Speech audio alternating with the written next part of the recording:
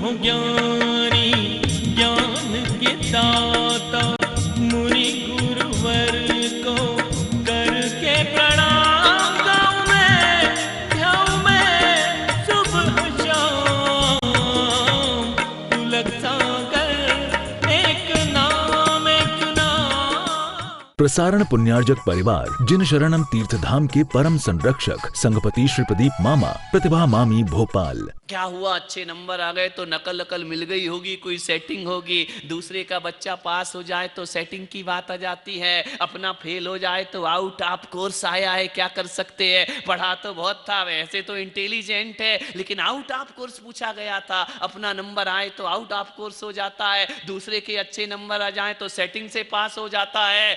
आदमी का मन देखिए, आदमी का दिल देखिए। मान्यवर, मैं आपसे निवेदन करना चाहता हूं, दुनिया की तरफ निगाहें मत डालो। आचार्य कुंद कुंद कहते हैं आत्महितम का दब्बम, तो दुनिया पे निगाहें डालना छोड़ और अपनी आत्मा का हित कर ध्यान रखना। एक आत्मा ही ऐसा है जो हम हैं, हमारा है और हमारे साथ जाने वाला है, बाकी कोई किसी के साथ जाने वाला नहीं है। मान्यवर, नहले को दहला काट देता है, दहले को गुलाम काट देता है, गुलाम को बेगम काट देती है, बेगम को बादशाह काट देता है, लास्ट में बचता है इक्का, जिसे 52 पत्ते मिलकर भी नहीं काटा करते हैं। तो भगवान महावीर कहते हैं इस दुनिया में हम इक्के की तरह जिए तो दुनिया की कोई ताकत हमारा कुछ नहीं बिगाड़ सकती है, दुनिया की कोई शक्ति हमारा कुछ भी नहीं बिगाड़ सकती है। एक अपने आप का ध्यान रखें। मान्यवर, जीवन भर चिंताओं का बोझ लेके आदमी जीता है, आदमी को शांति नहीं है। सब कुछ है तुम्हारे पास, रुपया है, पैसा है, मकान है, पहले जैसी समस्या नहीं है आपके पास। हिंदुस्तान में यदि देखा जाए तब देश में रोटी कपड़ा और मकान की समस्या नहीं, देश में समस्या है तो इंसानियत की समस्या है, देश में समस्या है तो नैतिकता की समस्या है। देश में यदि कोई समस्या है तो आदमी बड़ा अशांत जीवन जी रहा है, शांति नहीं। मैं तुम्हारे घरों में आहार को जाता हूं, नांदगांव की बात नहीं कर रहा हूं, क्योंकि अभी तो मैं तुम्हारे घरों में गया भी नहीं हूं, ध्यान रहा, कल ही तो आया हूं। तुम्हारे घरों में आहार को जाता हूं, इतने सुंदर मकान, इतने सुंदर घर, अब तो गांव भी गांव जैसे नहीं लगते, शहरों जैसे हो गए हैं। शहर में इतना अच्छा मकान नहीं मिलता जो गांवों में अच्छा मकान मिल जाता है। इतने सुंदर सुंदर तुम्हारे मकान हैं, विदेशी फर्नीचर लगा हुआ है, तुम्हारे यहाँ सब बड़ा व्यवस्थित जमा हुआ है, बैठने के लिए सोफा सेट है, खाने के लिए डाइनिंग सेट है, सजने के लिए डायमंड सेट है, गोल्डन सेट है, सारे सेट तुम्हारे यहाँ है, टी सेट है, सारे सेट तुम्हारे यहाँ हैं। हर सेट अपनी जगह सेट है, आदमी अपसेट है, ध्यान रखना। दिमाग बस अपसेट है, बाकी तो सारा सेट है तुम्हारे पास, ध्यान रखिए। हर आदमी के दिमाग में शांति नहीं है, शांति की तलाश में भाग रहा है। इतने लोग यदि यहां आकर के बैठे हैं तो ये तो पक्का पता है, तो पक्का मान लो सब अशांत हैं। शांत होते तो प्रवचन की जरूरत क्या होती, शांत होते तो सत्संग में आने की जरूरत क्या थी, शांत होते तो मंदिर जाने की जरूरत क्या थी, शांत होते तो माला फेरने की जरूरत क्या थी। यदि शांत होते तो सामायिक की भी जरूरत नहीं और प्रतिक्रमण की भी जरूरत नहीं हुआ करती है। ये मंदिर, ये धर्मायतन, ये सत्संग उन्हीं लोगों के हैं जिनकी जिंदगी में अशांति हुआ करती है, जिनकी जिंदगी में टेंशन हुआ करता है, जिनकी जिंदगी में तनाव हुआ करता है।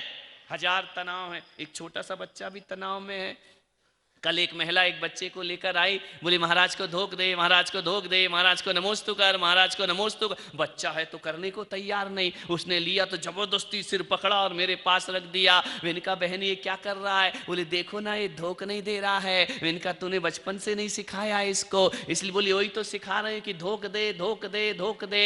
अरे मैंने कहा ये धोख दे नहीं ठोक दे सीख गया तो मेरे लेने के देने पड़ जाएंगे। बच्चा है उसने धोख शब्द तो सुना ही नहीं है, ठोक तो सुना होगा ना। बोले नहीं नहीं महाराज ये नहीं, धोख नहीं देगा। मैंने कहा ये धोख दिलाने का कोई सही तरीका नहीं हुआ करता है। मैंने बच्चे से पूछा कि बेटा तू धोख क्यों नहीं दे रहा है? बोले नहीं दूंगा महाराज। मैंने कहा क्यों? बोले टेंशन में हूं। 5 साल का बच्चा, कपड़े पहनना नहीं आता है, टेंशन में हो गया बच्चा। मैंने कहा गजब टेंशन यार, इस उम्र में तो हम कहाँ घूमते थे कहाँ खेलते थे पता ही नहीं रहता था। 5 साल का बच्चा टेंशन में है, नहीं करूंगा आज मेरा बहुत दिमाग खराब है, आज मुझे बहुत टेंशन है। मैंने कहा किस बात का टेंशन है? बोले ये मत पूछो और टेंशन मत दो मुझे पूछ पूछ करके। मैंने कहा जय हो नांदगांव तुम्हारी। 5 साल का बच्चा टेंशन में है, हर किसी को कोई ना कोई टेंशन लगा है, हर व्यक्ति कोई ना कोई चिंता में लगे हुए हैं। मम्मी पापा को चिंता है बच्चे कैसे होगा, बच्चा को चिंता है मेरा खिलौने का क्या होगा, बड़ा हो गया तो पढ़ाई की चिंता, पढ़ाई हो गई तो नंबर की चिंता, नंबर आ गए तो जॉब की चिंता, जॉब की चिंता फिर नौकरी की चिंता, नौकरी हो गई तो छोकरी की चिंता, फिर छोकरी, फिर वही गधा मजूरी शुरू। आदमी की ध्यान रखना, क्या करता है जीवन भर आदमी। दादाजी भी ऐसे खुश होते हैं, पहले अपने बच्चे पाले अब उनके पालो, ध्यान रखना, जिंदगी उसी में बीत जाती है। मान्यवर सोचना है आपको, मकड़ जाल जिंदगी, भागते रहो भागते रहो, आदमी के जीवन में शांति नहीं मिलेगी। आदमी शांति वहां चाहता है जहां शांति नहीं। चाहता तो हर व्यक्ति है कि मुझे शांति मिल जाए, लेकिन उपाय वो अशांति के ही किया करता है। आप बहुत कुछ जानते हैं नांदगांव वालों, मैं तुम्हें कोई ज्यादा ज्ञान नहीं बांटूंगा, क्योंकि यहां ज्ञानचंद बहुत है। ज्ञानचंद यहां क्या पूरे देश में ज्ञानचंदों की बाढ़ आ गई है।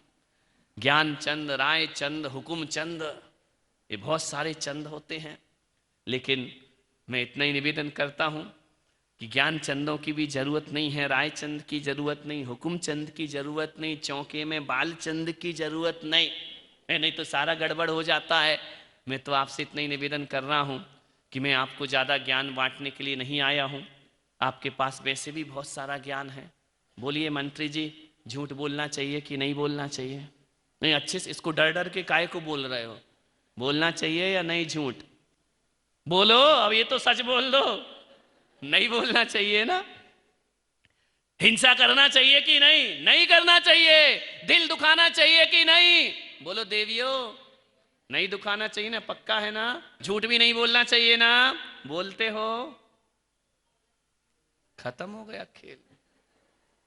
हर आदमी जानता झूठ नहीं बोलना चाहिए, फिर भी आदमी झूठ ही बोलता है। हर आदमी सोचता है दिल नहीं दुखाना चाहिए, फिर भी आदमी दिल ही दुखाता है। हर आदमी कहता है गुस्सा नहीं करना चाहिए, फिर भी आदमी गुस्सा करता है। ध्यान रखिए, जानते तो सब हो, लेकिन कौन बोला मानते नहीं हो? ध्यान रखिए, सब जानते हो, इसलिए बहुत ज्ञान है तुम्हारे पास, तुम्हें और ज्ञान देना खतरे से खाली नहीं है। ध्यान रखना, तो मैं पुलक सागर यदि तुम्हारे इस नांदगांव में आया हूं, ना तुम्हें कुछ सिखाऊंगा, ना तुम्हें समझाऊंगा, ना तुम्हें पढ़ाऊंगा।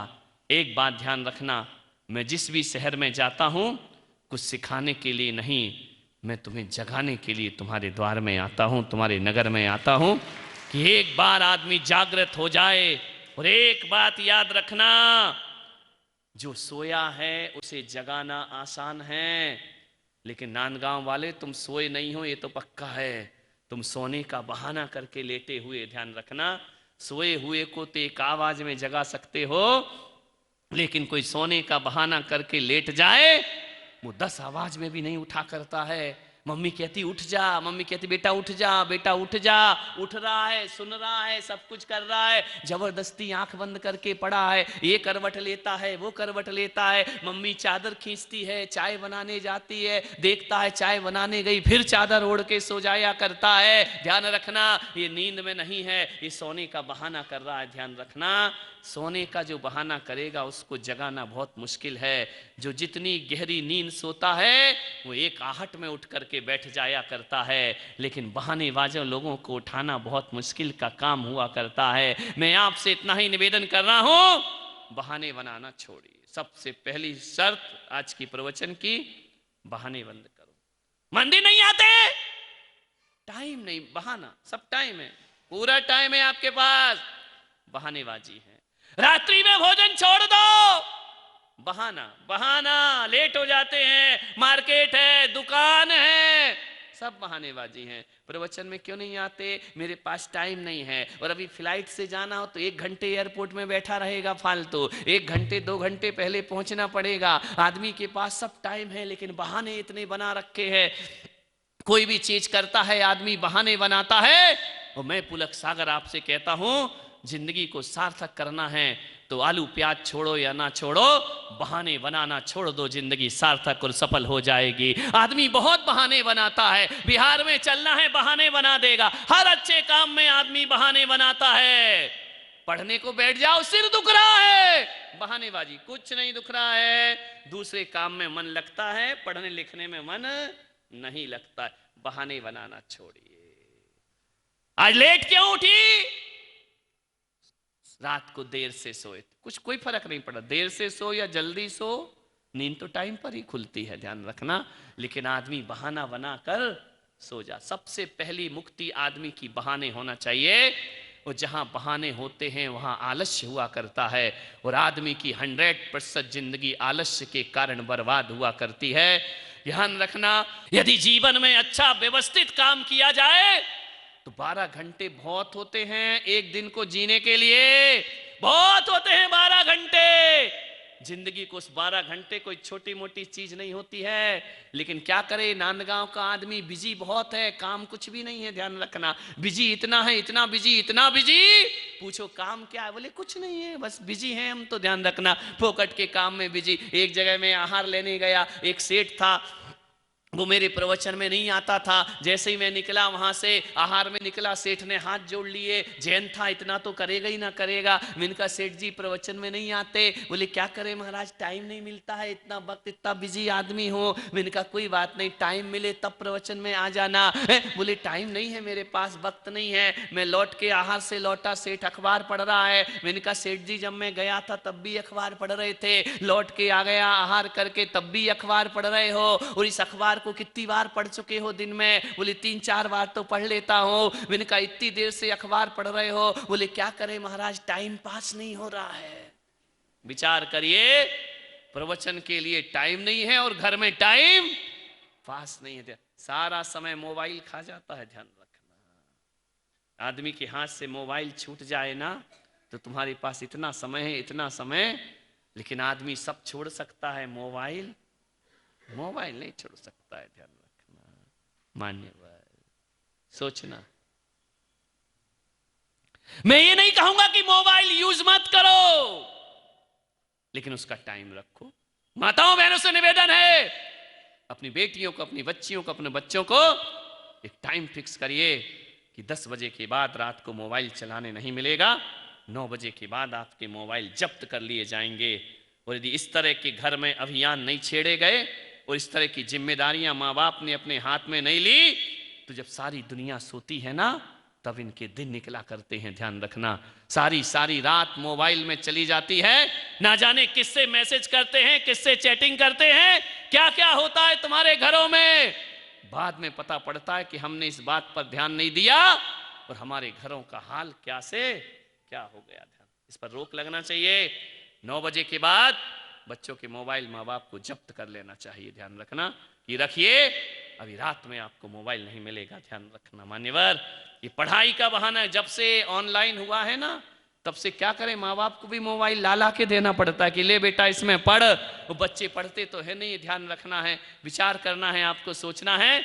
मैं ये नहीं कह रहा हूं कि हर बच्चा ऐसा ही होता है, लेकिन एक बात याद रखना, 100 में से एक बच्चा होता है जो ईमानदारी से मोबाइल का उपयोग करता है, बाकी लोग तो उसका दुरुपयोग के अलावा कुछ और नहीं किया करते। एक से एक बहू आई, बोली मेरी सासू इतना बड़बड़ करती, इतना बड़बड़ करती, इतना बड़बड़ करती है महाराज, इतना बोलती है, इतना बोलती, इतना टोकती है, कहीं भी जाऊं कहाँ गई थी, लेट क्यों आई, ऐसा क्यों हुआ, खाना क्यों नहीं बना, सब्जी अच्छी नहीं बनी, क्या करूं महाराज, मेरी सास को कैसे चुप करूं। मैंने कहा फेसबुक चलाना सिखा दे। ध्यान रखना। बोले क्या मतलब? मैंने कहा इंस्टाग्राम सिखा दे, व्हाट्सएप सिखा दे। बोले उससे क्या होगा? मैंने कहा फिर तेरी परेशानी हमेशा को खत्म हो जाएगी। ध्यान रखना, फिर वो लगी रहेगी अपने में, उसे याद भी नहीं रहेगा क्या खा रही, क्या पी रही, क्या बन रहा है, उसके पास टाइम नहीं रहेगा। मान्यवर सोचिए, सबसे ज्यादा बिजी आदमी को मोबाइल ने कर दिया है। एक बार तो एक दुर्घटना घट गई। एक आदमी मेरी भैयावृत्ति कर रहा था, हाथ पैर दबा रहा था, पत्नी का फोन आया, कहां हो? क्या क्या बोलता है रामलाल, मेरे सामने बैठ के, रास्ते में हूं, गाड़ी चला रहा हूं। अरे मैंने कहा पागल, तुम मेरे पास बैठा है, 11 बज रहे हैं रात को, और कह रहा रास्ते में गाड़ी चला, झूठ बोलना सिखा रहा है। मैंने कहा पत्नी भी नांदगांव की थी, औरंगाबाद की थोड़ी थी। बोले गाड़ी चला रहा? बोले हाँ। बोले हार्न बजा के बता। रामलाल को मुंह से ही पी पी करना पड़ा। ध्यान रखना, विचार करना है आपको। मोबाइल ने जिंदगी बर्बाद कर दी है। आजकल तो एक सिस्टम और बन गया, अर्थी जा रही है, मौत हो गई, हेलो कहां? बोले क्या हुआ? बोले कितनी देर है? देखो उठावनी में जा रहा, मरने में जा रहा, मुर्दगी में जा रहा, पूछ रहा कितनी देर? बोले बस बस उसको लिटा रहे हैं, बांस पे लिटा दिया है, कपड़ा। अरे बोले चलने लगे तो थोड़ा मिस कॉल देना है, मैं अभी आ नहीं सकता हूं, बहुत बिजी हूं। अर्थी चली, थोड़े से आगे बढ़ी। बोले क्या हुआ? बोले बस आधा और बचा है। बोले यार थोड़ा सा मुझे कॉल कर देना, मैं गाड़ी लेकर के आ जाऊंगा। पहुंच गई लाश शमशान घाट। बोले कितनी देर है? बोले बस मुर्दे को अब लिटा ही रहे हैं चिता पे, चिता पूरी तैयार हो गई है। बोले यार आग लगाएं तो मुझे फोन कर देना।